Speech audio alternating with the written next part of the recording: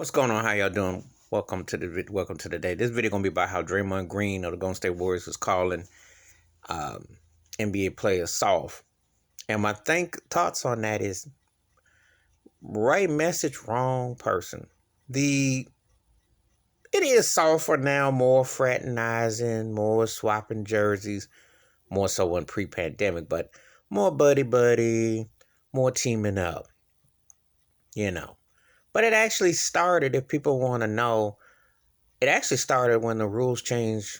I always say that 1992 was the last great time of NBA basketball because the Dream Team, as they spanked the world, and this ain't no pro-American dominance, but it was just a fact. They tore up everybody's behind. But also in the process, it's almost like David Stern had a brainstorm, say, well, they got some players. We got to change the game. You fast forward to today, that's why the big man has been decimated, but you have more shooting guards. But the interesting thing happened, it backfired because American-born players end up being the better long range with the Euro step James Harden. You think long range, you think Steph Curry. So think about that. Now, if a Luka Doncic had emerged back then, the way Dirk did, but had it been like that advanced, the optics ran a bit different. But then that's when everything became analytical and so on and so forth. But anyway, we get to this point.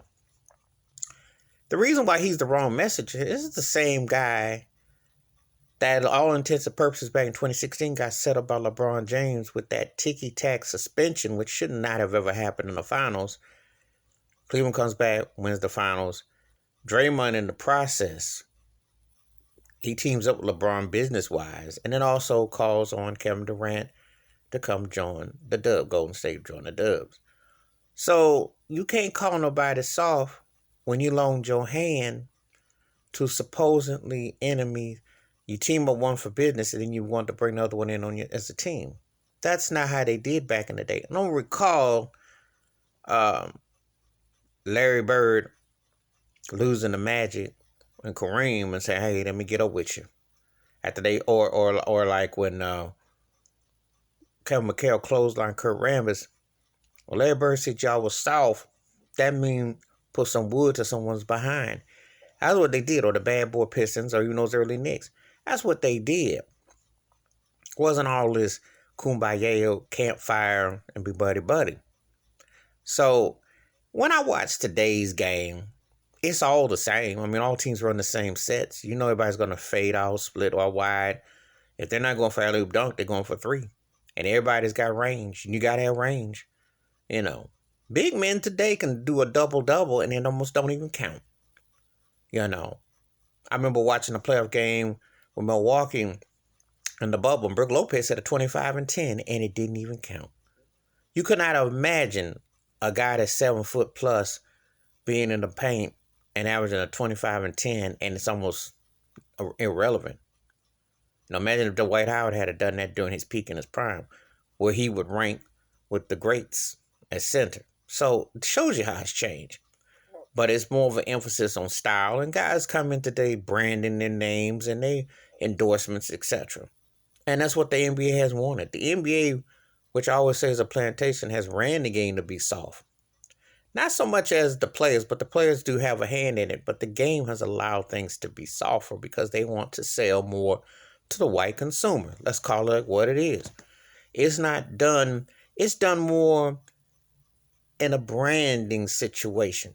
See, sometimes it's like they play, but they play more for entertainment value than they play for team value.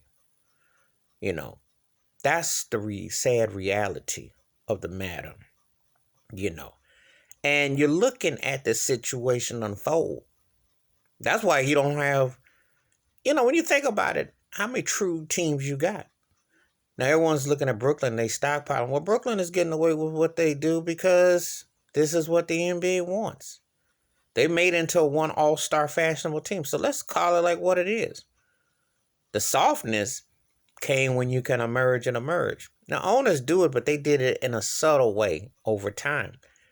But now, cats want to play with one another. They want to buddy one another. So the competitive edge ain't quite the same. You still see some, but it ain't nothing like it was. And you're not seeing it from teams that were powerhouses. And no one talks real trash. That's why now when you see cats hear Shaquille O'Neal, Charles Barkley, someone speak out against them, or Kenny Smith or something, their eyebrows twitch. They don't know what to do because they're not used to constructive criticism. But that was the norm. Eras are different and what have you. But Draymond Green has the right message. He's the wrong messenger because he benefited from a softer situation. And I think the world is Steph Curry and Klay Thompson, but let's be realistic. You really think that guard play like that would have made it in the 80s and the 90s? Because you had guys who were scoring a whole bunch. A lot of people don't even realize Alex English scored more points than anybody in the 80s. But how many chips he get and how many finals did he get to? How many Western Conference finals did he get to? I mean, that's just hardcore facts. With Kiki Vandeweghe, Dan Issel. Think about it.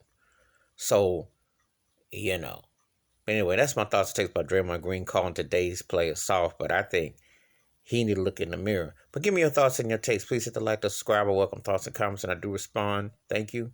Wash your hands, keep your mind clear, watch out for one another, and the league itself's been soft, but it's been pimped that way. It's on purpose why it's like it is, and it hasn't been betterment for the game because the game is suffering, and that's one of the many reasons why people are staying away in droves. I'm out.